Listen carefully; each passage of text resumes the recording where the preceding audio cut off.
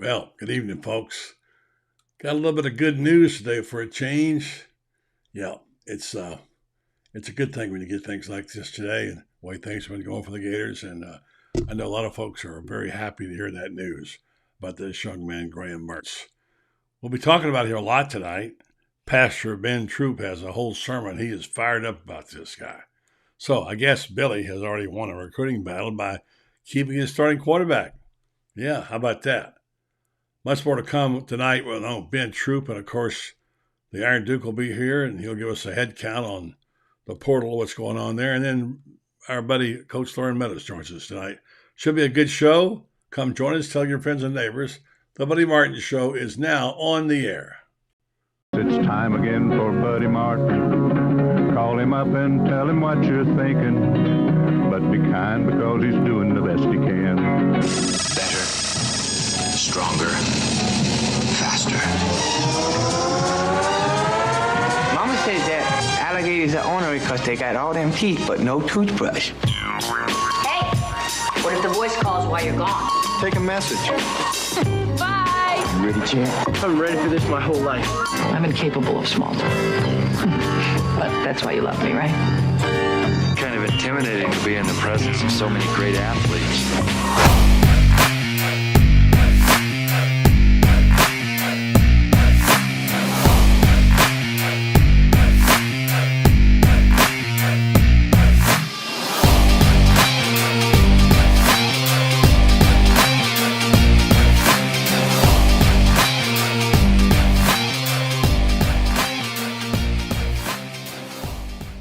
I know it seems like it's been some dark days lately, and there haven't been a few. And like they say, the darkest cloud is before, right? Was that darkest hours before dawn? Well, tonight there's some dawn and some sunshine. A guy that not many of you thought of when he committed to come here from Wisconsin. Whoever heard of a quarterback from Wisconsin? I did a long time ago, named Ron Vanderkellen. But anyway, and we know another one or two. Really undervalued by a lot of people. Maybe some people should be apologizing to this young man tonight. Number one, for the terrific season he had, playing his way into what could be a number one draft choice, some saying, and then choosing to stay here, as was announced today with the Florida Gators. This guy is coming back at a time when this team needed some good news. It seems to be going all the other way. And then this happened. We know the story of how he was injured. Some said, well, he won't come back now. But I never doubted he would. I always felt like he was a Gator. His heart was in being a Gator. And say what you will about Billy Napier, we've all criticized him. He has inspired loyalty from this young man. This young man has been a leader.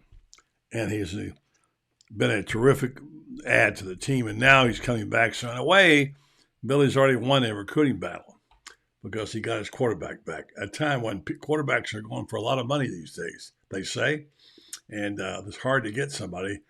But we know that he's got DJ Lagway, and we realize that now we know why Max Brown went to the portal, because he got the news, and he realized he's not going to play.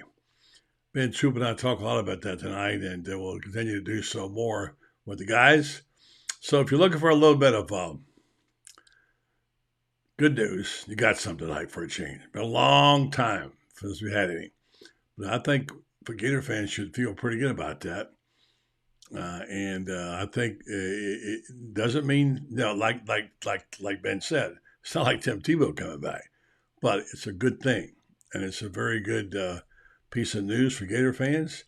And we'll be talking about that for a while as we get to that big December 4th D-Day, when the portals open and the floodgates open, and there's going to be players going all over the place. So just get used to it. You're going to see a lot of guys leaving. We've seen 8 so far. We'll talk about that with our guys. And let's see some guys coming in this way, which I think we'll do. As I said to Ben, to my buddy Pastor Ben, as I call him, the portal giveth and the portal taketh away. So let's see what happens. Meanwhile, Ben and I had a good conversation about it today, and here it is. You know, when you want some good news, you want to get pumped up at a time when it's difficult. Look at him shaking his head. You need Brother Ben to come up to deliver the sermon tonight, and he is a happy man. He's got his happy hat on his beads. He got some news, and he gonna preach. Go, brother. First and foremost, I want to say to everybody that's watching everything going on with the transfer portal, seems like every time you go to Twitter or you hit refresh, you're almost scared to hit refresh. You see somebody else is going into the portal. That's happening for two reasons. One, buddy, we talked about this. The transfer portal, it's going to happen even on good teams. The only reason why the ones on the good teams ain't put their hat in yet is because they still playing. Watch what happened after championship week and watch how many other guys go in. That being said, we got an incredible 2024 class coming in, and you got to be able to have certain guys leave because you're going to get transfer guys and the guys coming from high school. But it happened today, though. I don't know if you've been refreshing and you was at work in traffic or a little bit of both, but Graham Mertz had decided to come back to Florida this year. Now, buddy, when he went down, right, everybody said, dude, he's out. Last game of the season. Oh, well, I'm sorry. Against Mizzou. Yeah. People were thinking, what is he going to do? What is he going to do? What is he going to do? Now, let me say this. This is not as big as when Tim Tebow decided to come back. No. I am not comparing it to that. Not even close, yeah. Stop doing that. But this is about as good as news as you can get because you look at one thing that was apparent on every team that's still left in it right now. They all had a quarterback. They had the same quarterback at least 2 or 3 years in that system. Graham Mertz was everything but a problem in 2023. He was a solution every single game. And now that he's coming back, you kind of get to breathe a little sigh of relief because even with DJ Lagway coming in, you want to have somebody who already knows the system, who already can kind of get DJ Lagway, let him know, hey, man, you don't got to rush. But, yeah, buddy, when I saw the news, I was very, very excited because this is a young man that, was built for what, Florida's trying to do. I saw that a lot of guys that did hit the portal. I'm always sad to see Cam Jackson, another guy coming back. Now, I know everybody's worried about, everybody's still focused on Sean Spencer and Corey Raymond getting let go. Let me tell y'all something. And I still think they're great coaches. But you have to look at the results or lack thereof from those two positions. The defensive back position, I don't know what happened, but it just didn't transpire. The results weren't there. And I was with it. Prince was able, even though Princely, buddy, was able to get our first team all SEC, that D-line underwhelmed. And look, Sean Spencer he's going to land on his feet. He even told Cam Jackson go and handle your business or finish your business, big fella. And Corey Raymond, he'll land on his feet too. But man, Graham Mertz decided to come back is huge because he's a guy, buddy, that could be, help continue to, let Florida, go to the next level. Yes, man, it hasn't been what we wanted the last couple of years. I am not taking away from what has happened. But people, I think Graham Mertz is not coming back just because he wants to. He's proven a lot. In 1 year, he's boosted his resume in a way that's hard to decide, that's hard to describe. But for me, buddy, I'm just happy at the fact that he said, hey, I'm weighing my options out. I like what I was able to accomplish. No, and I think that's another reason why he's coming back. No quarterback wants to have 5 wins on his resume. It's not all his fault, right? They want to be able to say, hey, we took this thing to the next level. And that's a firm belief in Billy Napier. Nothing screams belief in the culture that you build and have your star say, I'm coming back. So I'm just happy. I'm just happy for Billy Napier. I'm happy for Florida. I'm happy for now when it comes to that recovery, I don't want to hear about no spring. Fall camp, I see Graham Mertz coming back. I don't want to hear about no spring, man. Don't rush him back, which they wouldn't. I know that Max Brown is in the transfer portal. And by the way, I was talking to Allie last night. We saw that coming. That when Max goes to the portal, I got to address something. If you're an onlooker or a naysayer or just a fan of college football, stop saying that players don't want to compete just because they're leaving. Y'all are not in these meeting rooms. Let me tell y'all something about this. Let me tell y'all something about recruiting nowadays. You see all this accessibility? These players can see who's coming. So let's just say I don't play that much right now. I'm at a premier position, at a premier school, the flagship university in Florida. I just don't see any playing time coming soon. That's common sense. Now, I'm not saying that every single person that hit the portal, is looking at it that way. But, buddy, players know. They know. And buddy, listen, I think that give players this much credit. They understand how much of a business it is. You know? I mean, Kadarius Perkins, who already, been in the portal, said the reason why I don't put my offers up because I know it's a business. Those private conversations I'm having with these teams, I want to keep it private. So I think that I think that the thing about Florida is always going to be, highlighted when people decide to move on, buddy, because it is Florida. But I got to read the writing on the wall. I got to look around and say, dude, you know how hard it is to be the starting 11 at Florida or a backup? I'm the third string. I'm the fourth string, and I got these guys coming in. So I'm never, ever mad at these players, but I will tell these players, and this is coming from an uncle who has a nephew in college football right now who's trying to decide with 2 years left, eligibility, what he wants to do. When he called and asked me, I told him, Christian, I do not want to steer you in your decision making. I don't want me being your uncle to say something that's not going to affect me at all.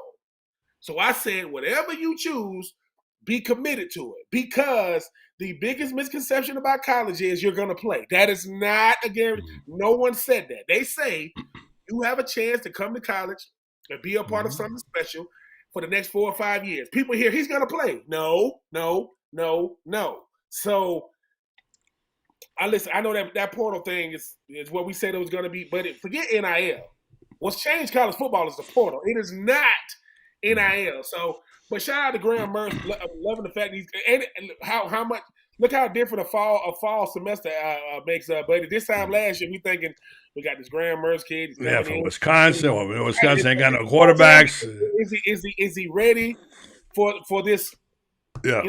SEC onslaught. And here it is, big time numbers. So I'm just happy for Gator Nation. I'm really, really happy for Billy Napier because he needed some good news at this point. I mean, that's a good point. That's what I wanted to say about it. Yeah. If I could just back up 1 second to go back to playing and athletes be able to assess each other, man, you were, that's how we say, you were a work in progress for a year or two, right? Yes. And you had to wait around to get your time. I'm sure there were times you thought, well, I don't know if I want to do this or not. At a lower level, myself, as a walk-on pitcher in baseball, back when they had freshman teams, I walked on as a freshman, made the squad, and played very little. But I did get to pitch and get a letter, and got a freshman letter. No big deal. Now the next year, I thought, well, I'm going to try. I guess I'll go to the next level. Well, they carried a lot of players. I made the varsity squad, but then one day I looked around and I counted 14 pitchers better than me. All right, the odds of me pitching ever were not good.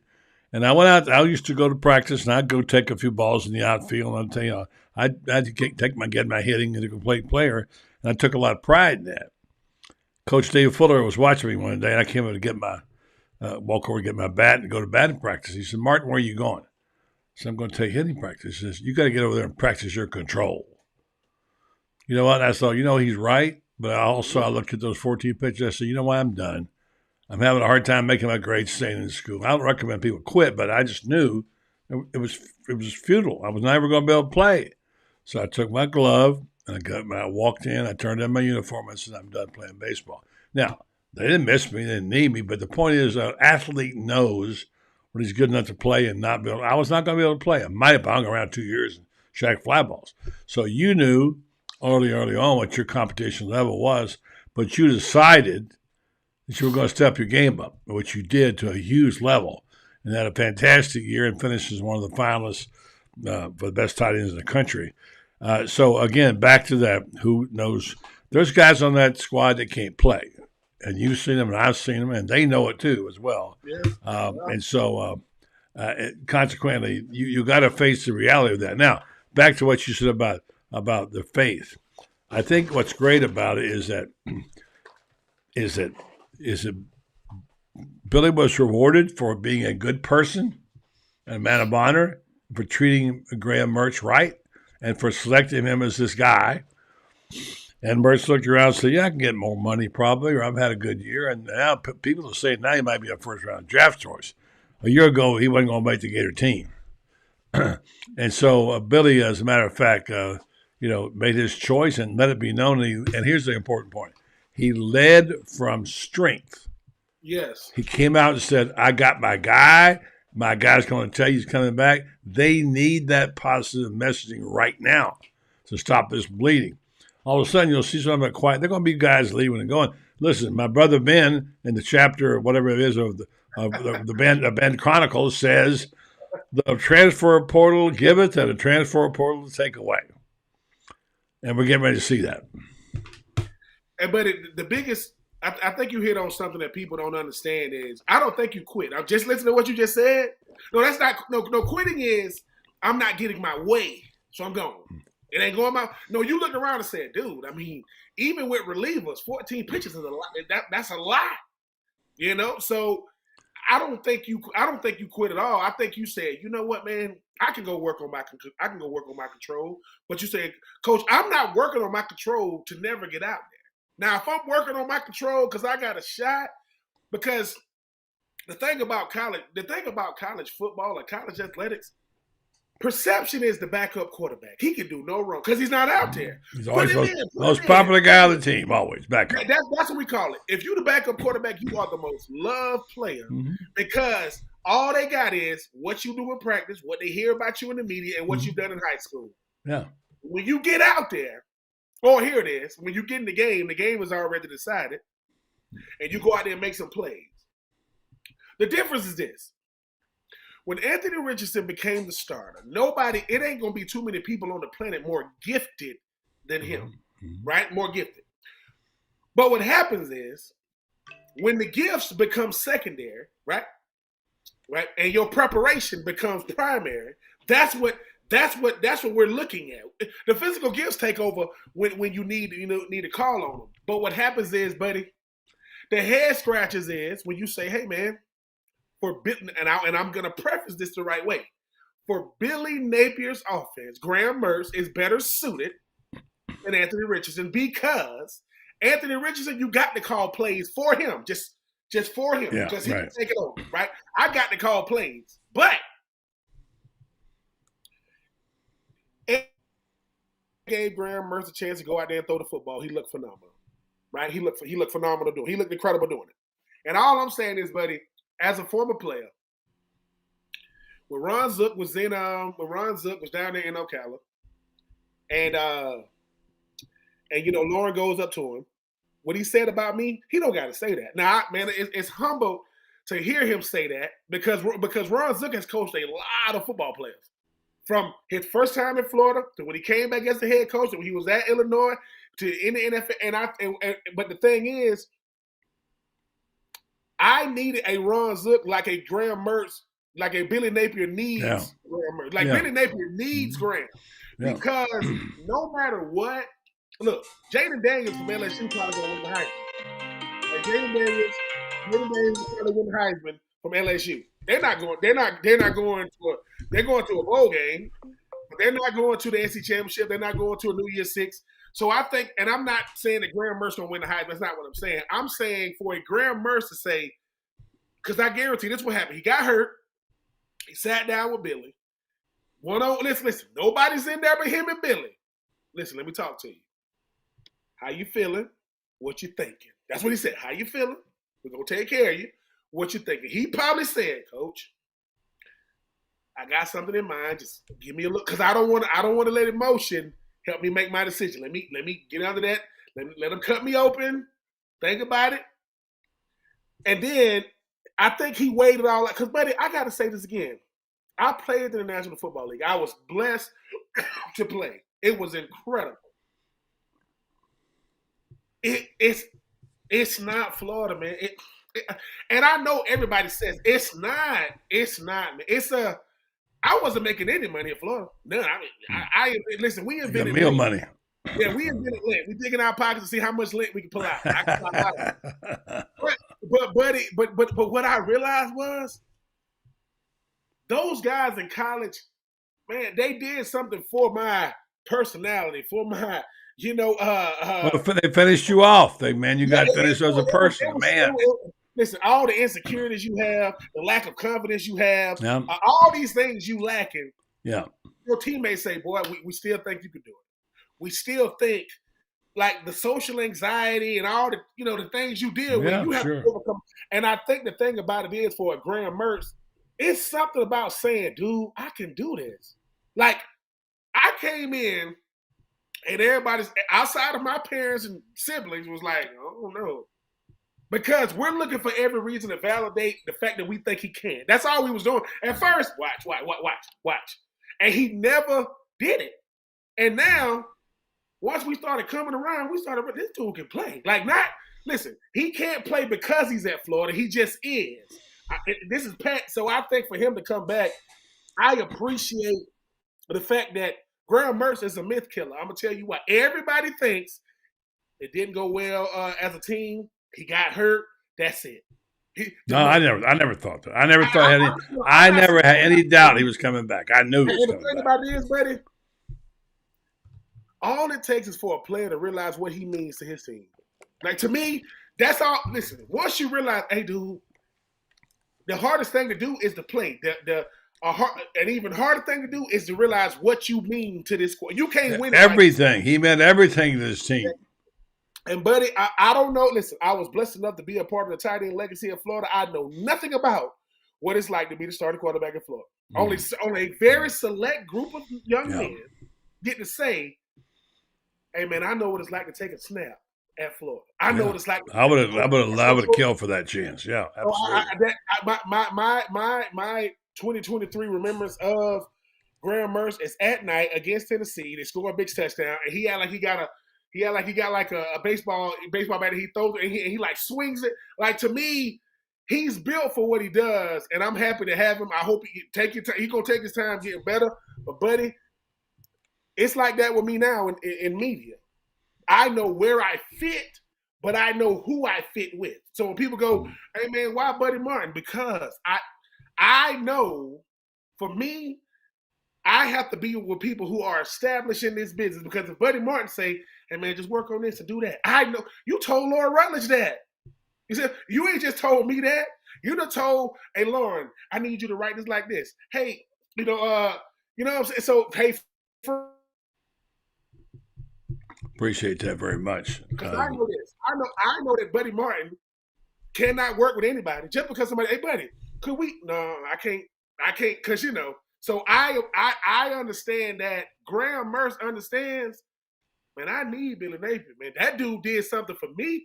Because let me tell y'all something, people, for those people who need to be tripping, don't act like if Billy Napier don't call your phone, you ain't going to pick it up. Stop playing. Yeah. Like, people go, oh, it's Florida. Y'all better stop that nonsense right there. You don't think – this is about – listen, came but one team win it, and people say, what can boost my resume like nobody – it ain't but so many teams can do that. And I'm even talking about the SEC. Texas A&M can't do that. Kentucky can't do that. Tennessee might can. Georgia can. But think about this. When's the last time Georgia had a first-round quarterback? Georgia. So don't act like what Florida does for your – because I don't know. Did Franz Tarkenton make the first round? I don't remember anyway. You know what I'm saying? See what I'm saying, buddy? So when people be saying, hey, man, what does Florida do to your resume? Boy, listen. Seesburger told me this, and he told it to the team. He says, you have to put it in your mind that everything you do here matters, because it does. Because people are watching, because most people know what it's like to be a part of a big brand. A very select few know what it's like to be a part of the biggest brand in a state. That's what Florida is. And I know they undefeated over there in Tallahassee. And congratulations. I know they got that team down south, right? And they got 3 NFL teams. They all rank 2 through 6. They are not Florida, and we are the only school in a small city. Everybody else is the big, everybody else is the big boom. Could you imagine if Florida was in so congratulations, Graham Mertz, man. Yeah. Happy to have you back, man. Get well soon. Yeah, I just want to say that he gets to interview a lot of athletes in his 84 Reasons podcast. If you haven't got it, you need to get it. And he may be getting Graham Mertz on his podcast. Is that true? I hope so. Listen, Jen over there at Florida Victorious, because understandably so, I'm not one of these. I know that I get validation through the current crop of players. Nothing against my former players. Now, you get a Tim Tebow or Percy Harvin. I get that part, but I want Graham Mertz just so I can look him in the eye or talk to him and say, hey man, what goes into coming back? Because only person that understands you is a Anthony Richardson, is a Tim Tebow that understand the pressures of going from a couple people know you when you first get on campus to the point where you can't go nowhere in the state unless you got on you ain't wearing Florida stuff throughout the state. You trying to be low pro. So I just because buddy, I don't know what it's like to be these players now. The level of accessibility, the fact that everything you say and do, people are scrutinizing it. So I commend them for not saying. I get to be the one speak on their behalf. Like when I say, hey, listen, Cam Jackson and apologizing after game. You don't got to apologize because you didn't win. You don't apologize when you lose. I mean, when you win, don't apologize. So I think for Graham Mertz it's like last year when I was blessed enough to interview Anthony Richardson or Ricky Pearsall. And I asked Ricky Pearsall why he came back, and he said, because I wanted to be one of the receivers at Florida, not a receiver.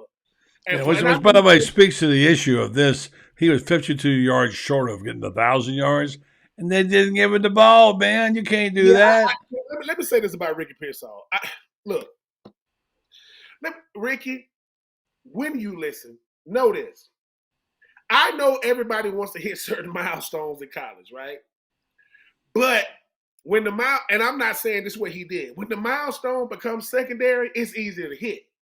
Because no one was thinking about somebody having close to 1,000.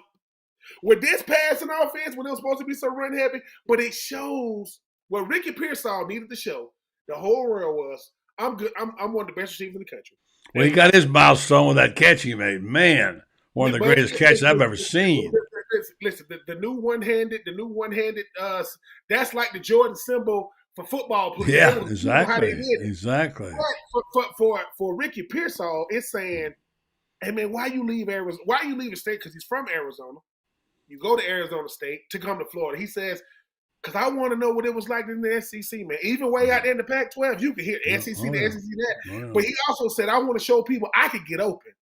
He said, whether I got on that gold and, whatever, gold and maroon or brown out there or the orange and blue. And for me, Ricky Pearsall he's about as good. I always say this when it comes to certain players. When it comes to the best players that ever come to a school, if they're having a meeting of those players, do you get an invite or do you show up? Meaning, did they invite you to come? Or did you know what the address was and the date? Ricky Pearsall's going to invite. Yeah. Because the thing is, buddy, when I'm talking to him, he's talking about and nothing against. Listen, he ain't talking about Van Jefferson and Josh Hammond. He ain't talking about those guys that was incredible. He said, man, when I hear Riddell Anthony, Jacquez Green, and Chris Doran, he's talking about the ones that started the classics. I appreciate because if I hear you to Riddell Anthony, Jacquez Green, or Willie Jackson say, and Chris Doran say you can run a route, or you're a good receiver. Yeah, exactly. Ben, I want to get this in. I got about a minute. I want to get it in.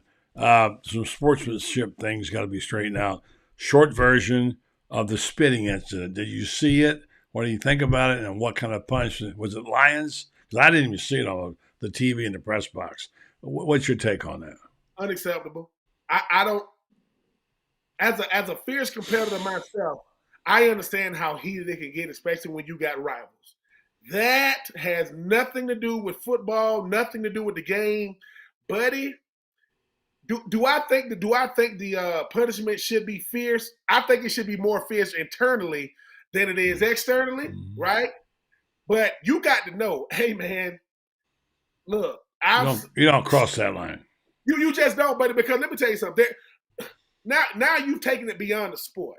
Like I know you don't like me, I don't like you. You don't got to respect me. But slapping a person and spitting on a person, They right there hitting the spitting might be the top. That's unacceptable to me, buddy. Because let me tell you, and anybody who condones it, hey man, shame on you too. I don't care who it is. So I do think it should be a fierce punishment internally. It should be enforced externally as well. Well, just line him up and let us spit on him. We'll get it even. Make it even. Yeah, man.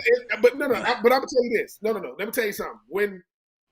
When the kid at Colorado State went up, him and Travis Hunter from Colorado, they met. The one that hit Travis Hunter. Yeah. I want to see a public apology to that young man, to him. Yeah. Do that. Yeah. Because when people talk about viral moments, be a man about it and say, hey, bro, I sincerely apologize, man, because I don't really do that. And to me, I think that suffices because that shows a level of humility. Yeah, I was going to say earlier that one of the things Ron Zook did help you become a man, too, which you'll always be grateful for, I know. Sure. Yeah. Ben, I could go on all night, but we got to get on with the rest of the show. Great to see an upbeat, a good sermon from Pastor Ben. I'm going to start with the Ben Chronicles, I think, from now on. What is he? Ben preaching tonight. He's preaching tonight, so people always love it. Good job. Good to see your smiling face. Talk again soon, brother. Appreciate it. Jeffrey Meldon, a lot of people are pretty excited about this basketball team, and the performance against Florida State and other games that they've had since really have put Florida squarely on the map. And this is a new bunch, very exciting players. I know you get a chance to watch them up close there. You sit right in there, right next to the coach. I got a feeling you're whispering plays to him, Jeffrey. Yeah, well, it's really fun because I've been going to the basketball games for 35, 40 years now. And being able to sit in the front row behind the coach is kind of cool because you see him diagramming the plays and everything. Plus, you get to see the players. You know, these are young kids, 18 to 22-year-old kids. And I'm so impressed with the Gator basketball team. Fun to watch. Got some good players, a lot of new names. Go and check them out. I was really impressed with what they did against Florida State. And some big guys, and they put the hammer down the Seminoles. Good start. Let's hope it's going to be an interesting season. If I don't talk to you again, have a happy holiday season. Jeffrey, look forward to a great 2024 and being together with you and your wife to celebrate some special occasions. Yeah, and buddy, I want to tell our Gator fans out there that Todd Golden is the real deal. Okay.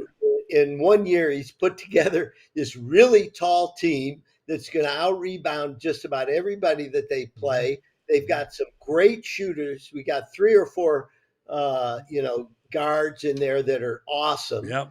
And I predict that the Gators are going to be a ranked team by the end of the season, and that you wait and see. They're going to make some noise around March Madness. Sounds exciting. You'll be right there to report from courtside. Give us the inside scoop, Jeffrey. Yeah, and January 6th is Meldon Law Day. We're playing Kentucky at the O-Dome. It's Meldon Law Day. We've got special shirts for everybody. Giving stuff away again like you do all over the place. You're giving stuff away. But it's going to be it's Kentucky, buddy. What do you got to say? What are you going to do? Be a big night. Kentucky is always the big game of the year. Maybe I'll come sit with you tonight. So, okay, January 6th, buddy. All right, Jeffrey, have a happy holiday season. The best to you. And don't forget, Meldon Law, they do not back down. And they wish you a happy holiday season. Yeah, happy holidays to everybody. All right, thanks, Jeffrey. They don't back down. This guy didn't back down either. Right now, he's got an abacus and an adding machine and who knows what else, trying to figure out who's coming, who's going. He keeps up with that stuff pretty good. And he's the Iron Duke, and we had big news today. The QB is coming back, even though it wasn't a recruiting win. It was a recruiting win, Franz, and I think we saw something today that will impact this program significantly. What do you think? I think it's a terrific thing. Now all we got to do is find some people who can block for him. Mm-hmm. Imagine, look what he did this year with getting hit all the time and being forced to get rid of the ball like that when he had a remarkable year, all things considered. And I think if they can give him some protection next year, I think he's going to have a tremendous year. And I think he's going to have a great impact on DJ Lagway, too. I think DJ Lagway will benefit from having someone as bright and as willing to share all of his knowledge, and as Graham Mertz apparently is. Everything about Graham Mertz says that he is the hardest working guy. He's the guy that's always in the film room, and he's the most willing to share what he knows with everybody. So I think it's a good move for the Gators. I think it's a great move for Billy Napier, and I think it's going to pay off in a big dividend with young DJ Lagway. It says a lot, too, about their relationship with these two guys. I mean, Billy took a chance on him. Remember, it's just been a year when we were complaining about a quarterback from Wisconsin. What? Where'd this guy come from? And we knew a little better than that because Urban told us he recruited him. He thought he was a good player. He was stuck out in Wisconsin. And who knew he'd be this good when he arrived? I'll give Shane Matthews a lot of credit. He said early on, he said Graham Mertz is going to be just fine. And he was just fine. And I think what it says volumes about their relationship when, number one, they stuck together. In the end, Mertz no doubt had offers to go other places. And he said, no, I want to play for this guy and I want to be a Gator. And that's exactly what Billy needed right now, a little boost for his program.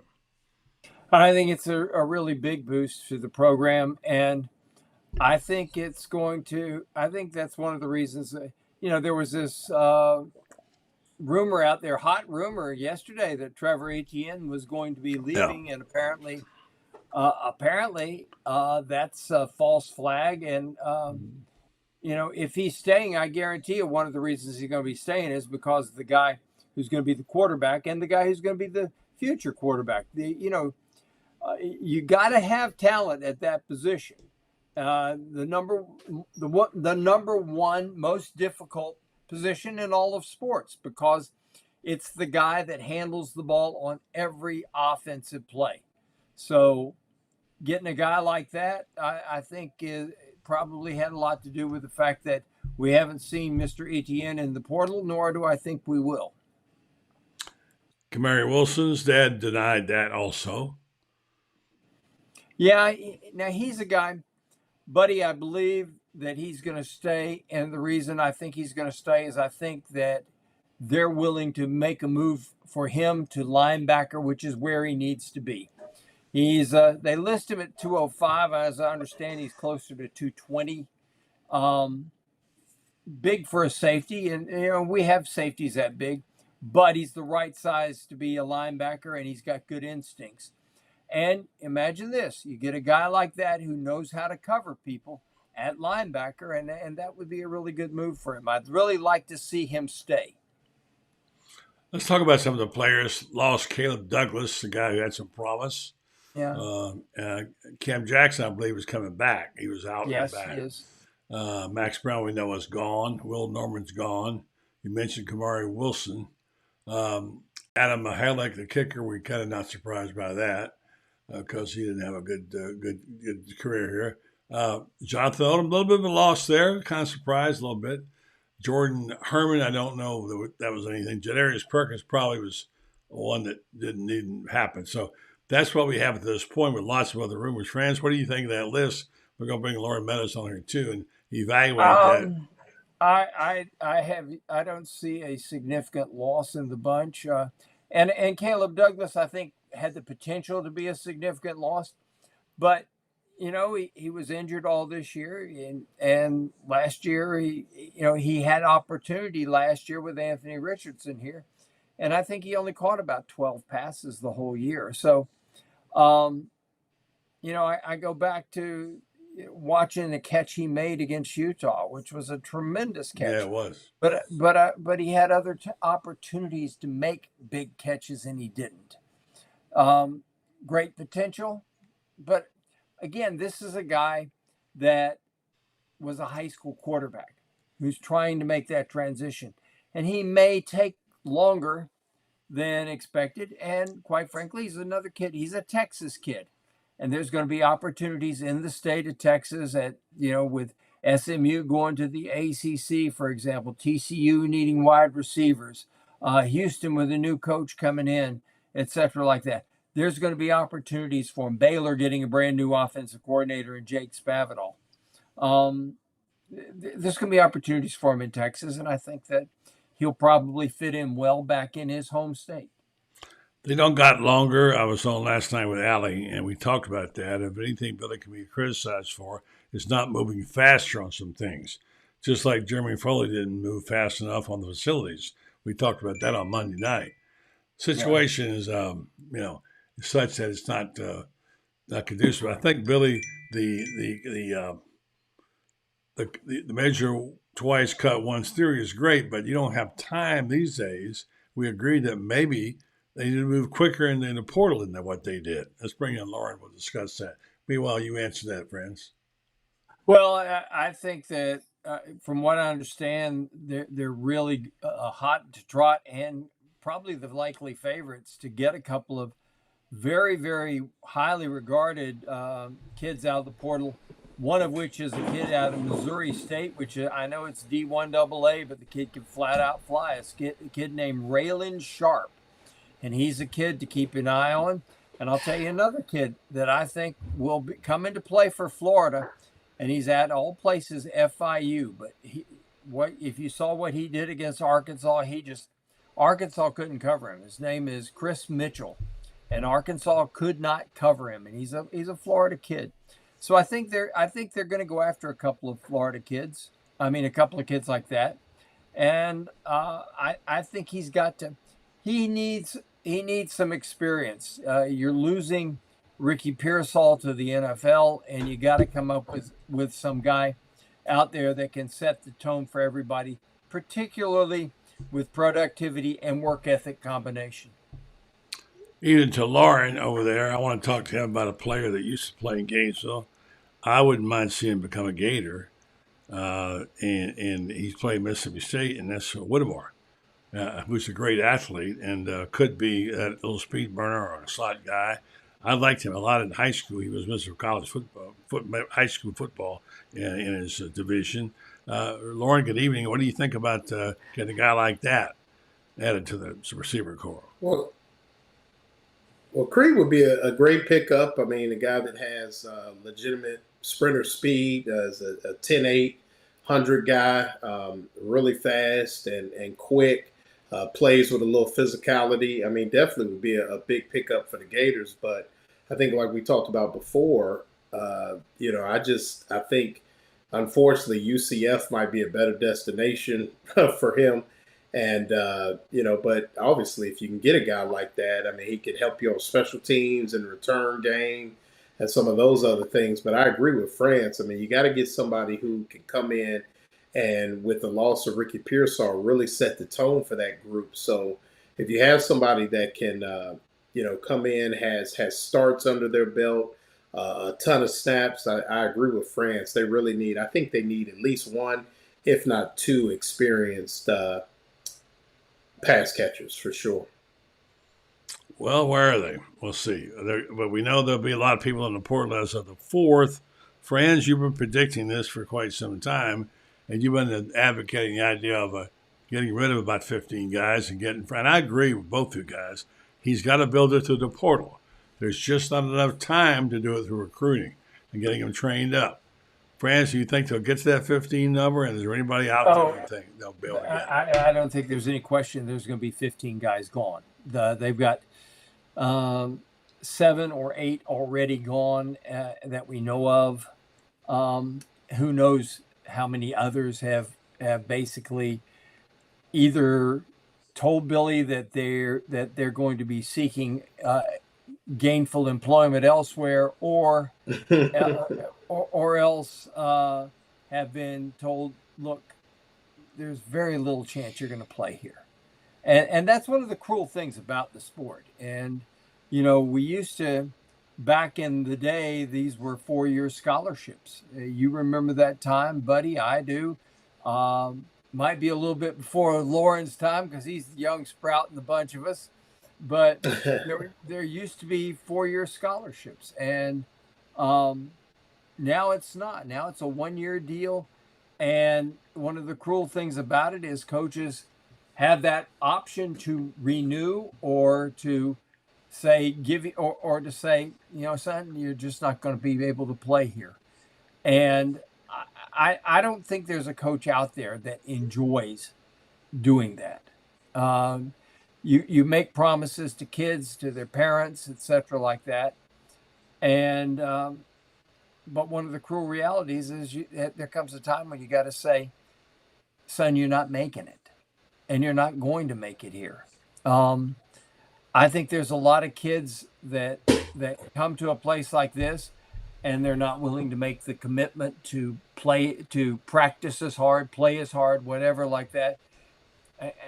And I think Loren probably can answer this better than I can, because I think a lot of kids come to school and they've been the stud guy in high school, and they maybe didn't have to work as hard to be the best player on their team or the best player in their league. And suddenly they come to college, and all of a sudden everybody there is as good or better. And I don't know. I think that's probably plays into it as well. I don't know. What do you think, Loren? Yeah, absolutely. I mean, I think it's an awakening for for every kid. I mean, when you go to school, it doesn't matter what level you're at, Division I, Division II, Division III. I mean, a lot of those guys, a lot of them work hard, but even if you work hard, it's just so competitive. I mean, and a lot of times you're really scratching and clawing for playing time. And a lot of times it's open to interpretation. What does the coach like? What does he like to see from a player? What kind of player? My college coach, good dude, man, but he was in love with big quarterbacks. And I think we let a couple decent guys walk because they weren't the typical, even at Division III level, 6'2", 6'3" type of guys. So, yeah, I mean, it's just so competitive at the next level, and people don't realize that. And like you say, you come in and you say to yourself, man, I'm going to work as hard as I can. I'm going to beat those guys out. I'm going to be the best. And it just doesn't work out that way. And thank God for the transfer portal in that regard.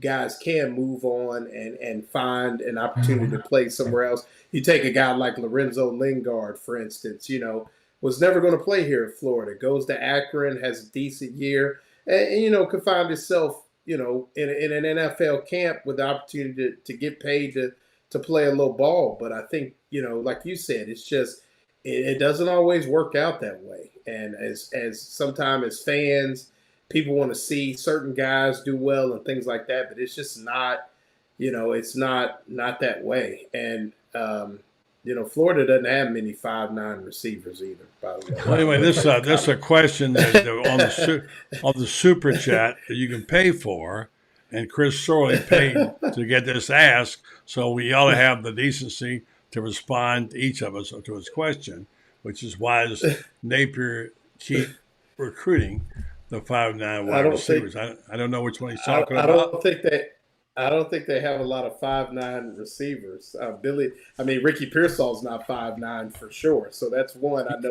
I know Ricky personally. He's not 5'9". So 6 foot in his bare feet, and right, easy. And in his cleats, which most guys do wear when they play, he's about, I would say, he's 6'1", 6'1.5" even. Well, he didn't mean him, obviously, but I'm looking at the wide receivers on the roster right now. So here's, let's see, here's 6'2". Here is 6'3". Here is 6'3". Here is 6'4". Here is 5'10". Alex Gonzalez. Non-scholarship. Yeah, walk-on. Billy. Yeah. Then there's Brian Green is walk-on. He's 5'10". Let's see. Eugene Wilson's 5'10". Caleb Douglas was 6'3". Andy Jean 6'1". Mizell 6'2". Ty Chakao Bowman was 6 foot. Alex Gonzalez, non-scholarship, 5'10". Khalil Jackson, 6'3". Taylor Spirito, who got a scholarship, was 6 foot. Jaden Edgecombe was a walk-on freshman, was 5'8". There's not a single scholarship other than other than Eugene Wilson, he's the only scholarship wide receiver that wasn't 6 feet tall. Yeah, all right. So there's a perception. It's not true, but thanks for the question, Chris, and well, thanks for the money. If you want to get an answered question, you don't have to pay, but if you want to guarantee to getting it paid, to getting it answered by all of us, go to Super Chat and give us a couple of bucks. We'll make it. We'll work for money. All right. All right. Let me get to you another matter here.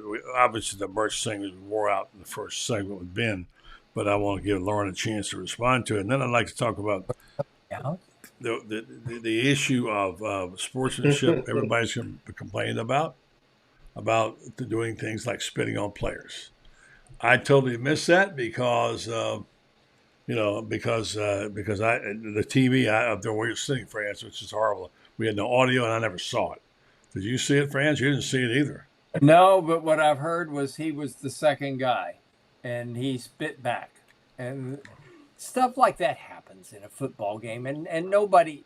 It's always the second guy that gets caught, and there's no excuse for it. If he's the only guy or the second guy, there's no excuse for it. No, period. But I will say this. Kids are, we're talking about 18, 19-year-old kids, in this case, a 19-year-old, in the heat of a really tough game, who let his emotions get the best of him. I mean, goodness, I think we have all had moments when maybe the words that came out of our mouth, we sit there and say, can I have a do-over, please? But unfortunately, once it's out there, you can't take it back. And Jamar Lyons is a good kid. I guarantee you that nobody feels worse about it than him. But again, what I have heard was that he retaliated. All right, here's another super chat. Same guy paying another $2. So Franz, he's talking about the Missouri State receiver. That's who he was talking about. Okay, you want to respond to that?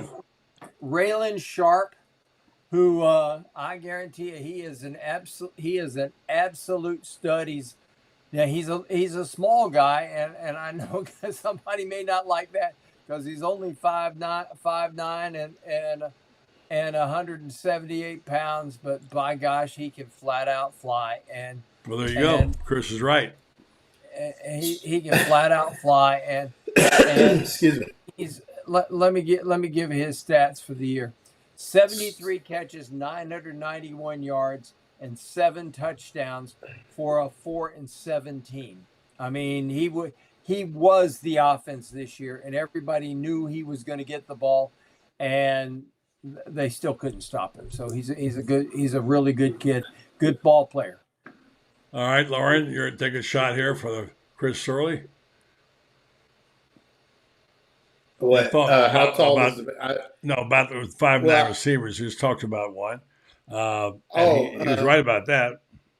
Yeah, I think that I think Sharp started his career, I think, at Houston, so he was a Houston receiver at one time. So was playing for Dana Holgerson. So he's been around, but I think Florida has enough rangy guys. I really like the young guys. I mean, Napier doesn't recruit small receivers. We're going around and round about that. I mean, he doesn't, and I mean, you got guys with speed. Like somebody said down there, you got to have guys that know how to run routes, can read coverages, can separate on the run, and ultimately just get open. And I mean, that's what it's about. They've got some decent guys coming back.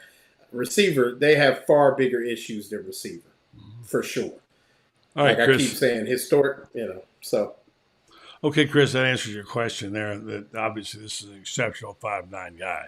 There are those great guys with speed. And obviously, this kid from Missouri State, I've not seen him, but he must be quite special. So, in general, like both guys said, he didn't recruit small receivers.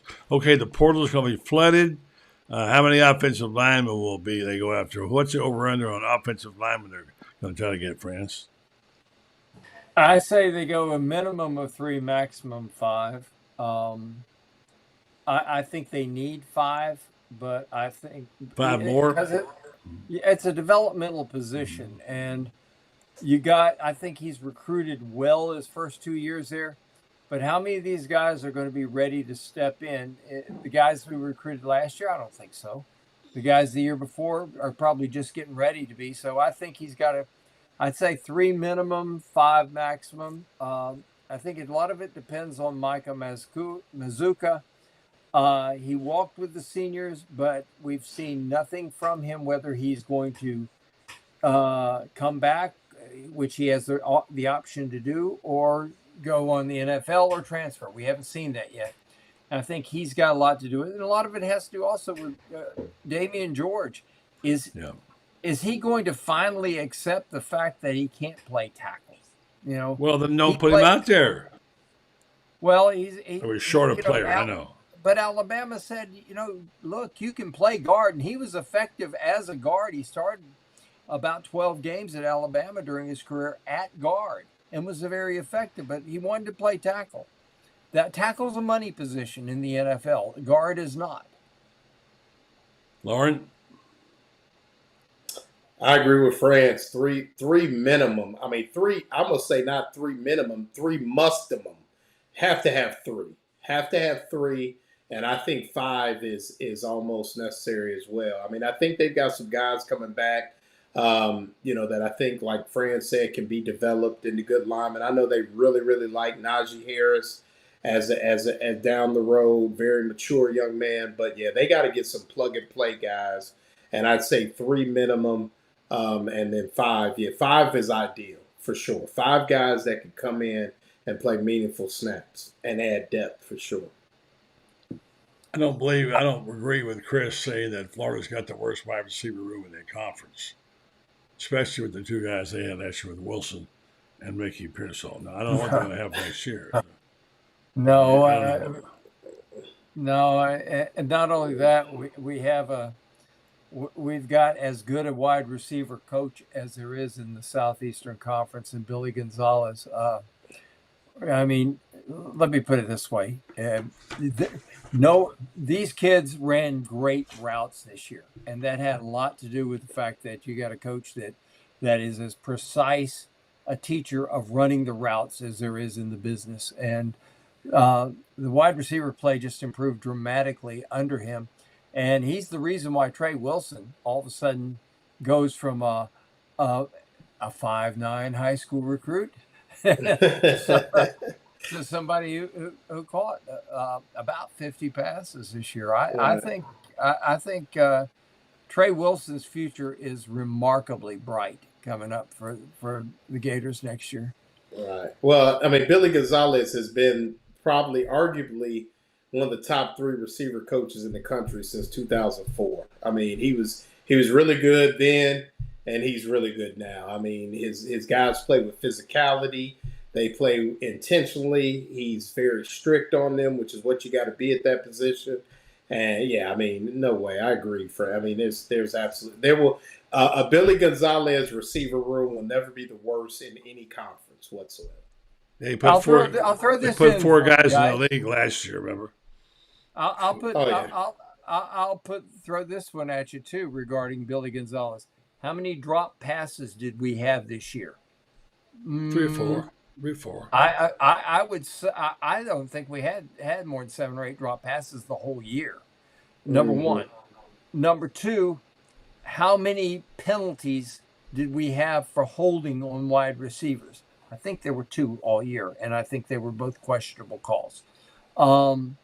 His receivers block. When your receivers are blocking, which these guys do, right, and they're not getting called for holding, they're well coached. Yeah. All right, guys, we got one last one here before we got to go off.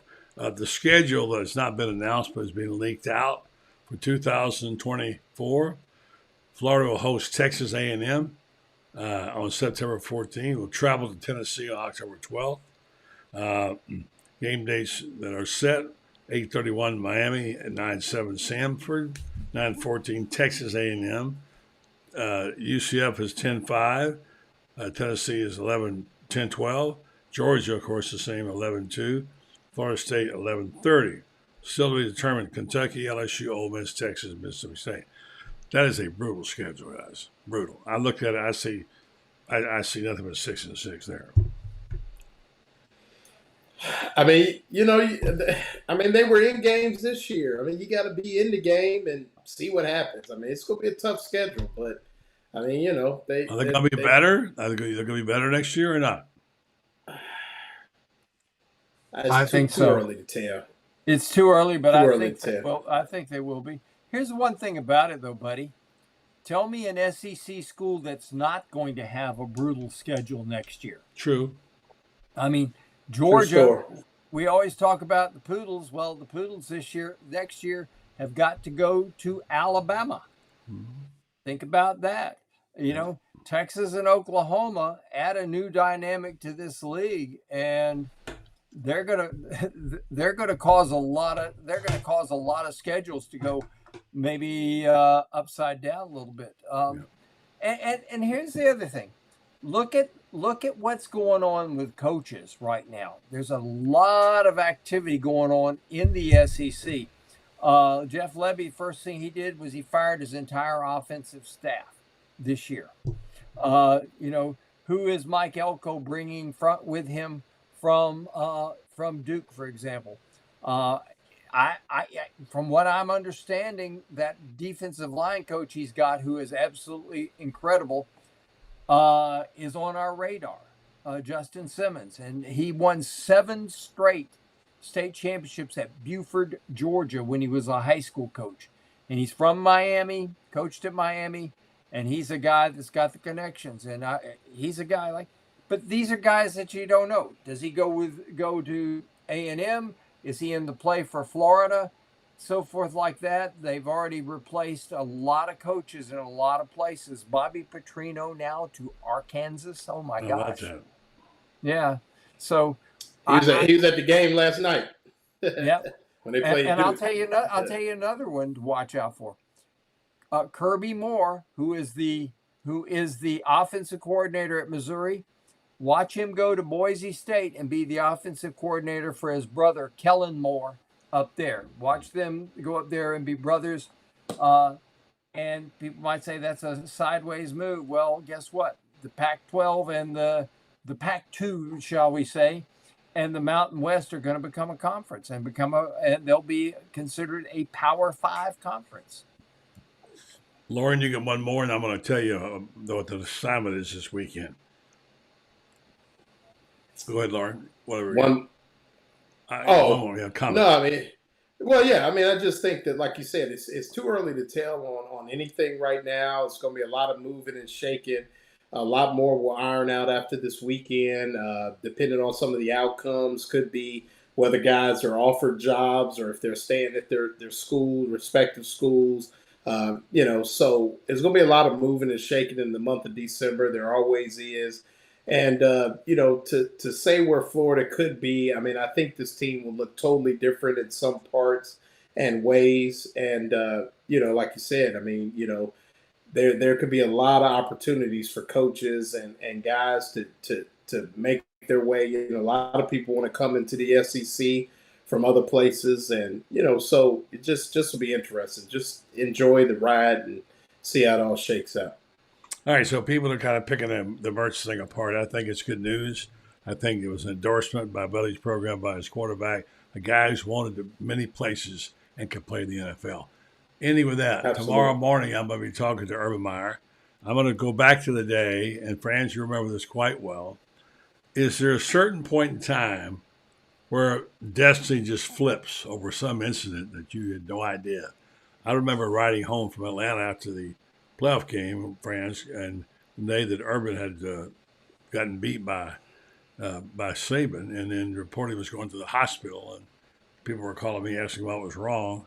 That was his first misstep with his health.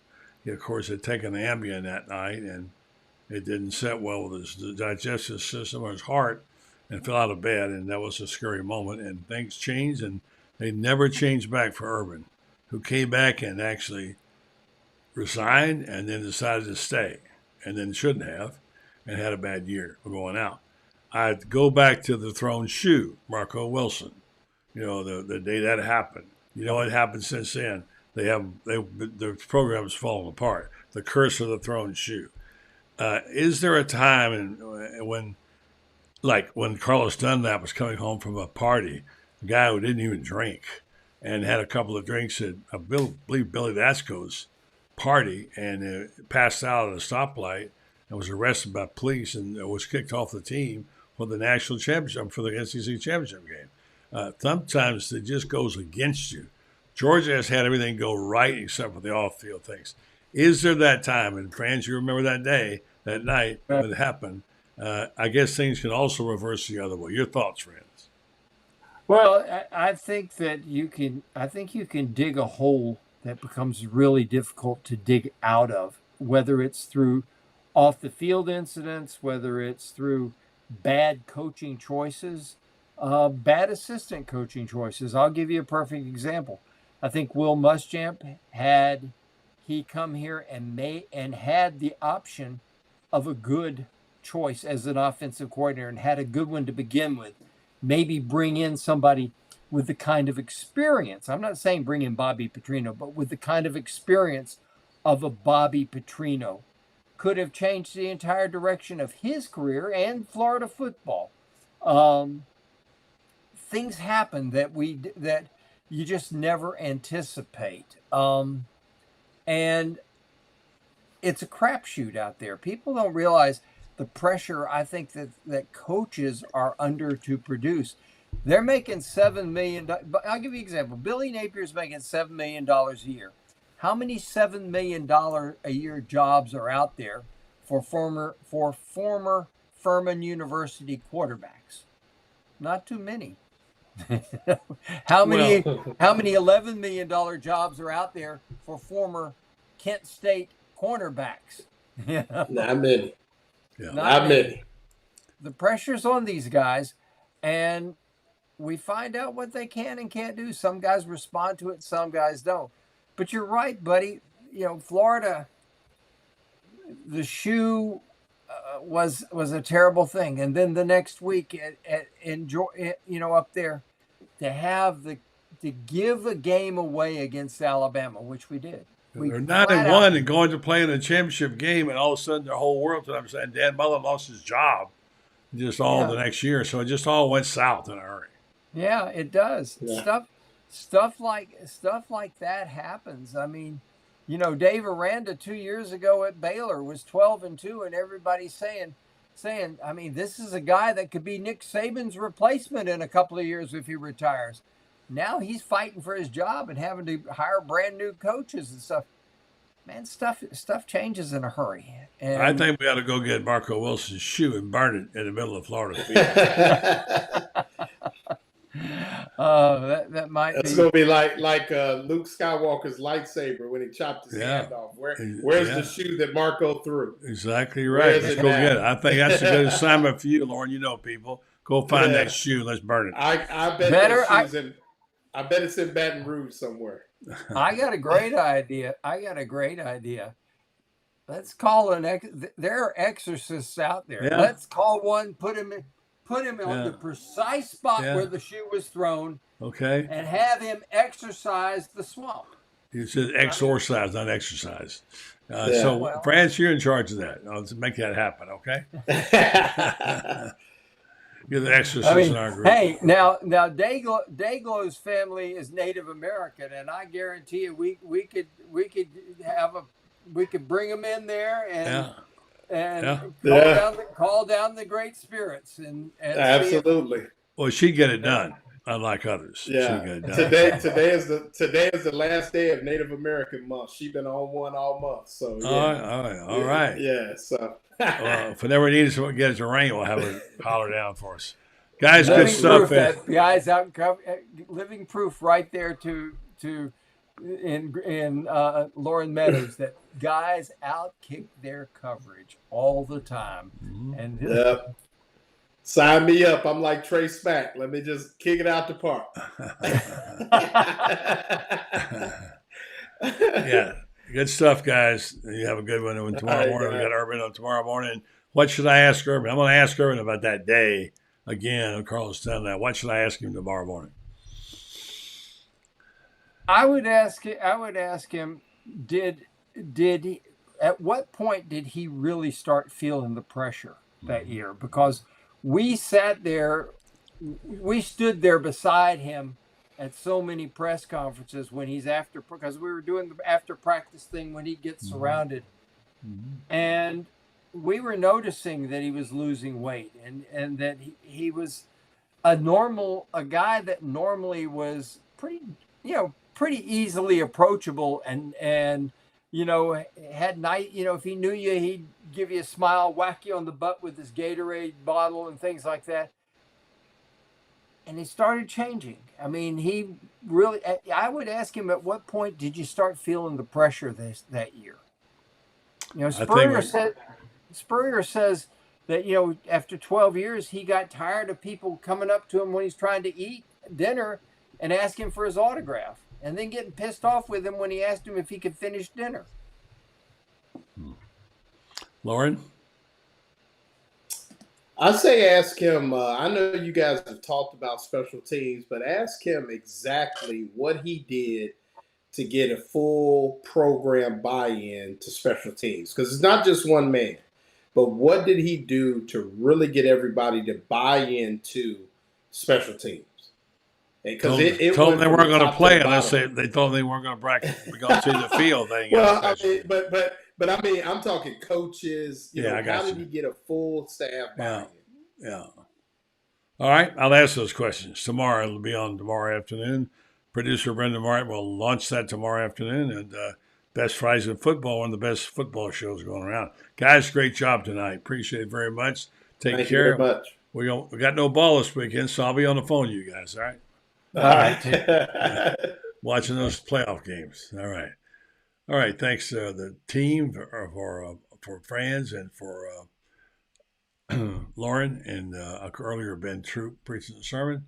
I want to tell you about our friends at Renstar Medical Research. And I must say I really appreciate these people, not just because they pay us as an advertiser, because of who they are, what they represent in our community here. Everybody knows that this is a family-owned business, and they do really good stuff in the community. They also have Gator connections, and both Joe Sorrentino, my good friend, and Mary Brantley went to high school in Fort Lauderdale that started this business. So shout out to them, to Scott particularly, Scott Brantley, and shout out to Renstar. They have that high-quality, patient-centered clinical research facility right here in Ocala with cutting-edge clinical research trials on things like Alzheimer's, dementia, psoriasis, osteoarthritis, migraines, many other things that affect our community. So they're looking for better solutions all the time. They've done over 700 clinical research trials, continue to partner with prominent pharmaceutical and biomedical companies throughout the medical industry. If you'd like to take part in this, possibly get compensated for time and travel, go to renstar.net and check it out. The clinical trials. Renstar Medical Research, seeking tomorrow's answers to the health questions of today. Tomorrow, Urban Meyer, check us out. Thanks for listening. Thanks for watching. And don't forget to subscribe to Gator Bay.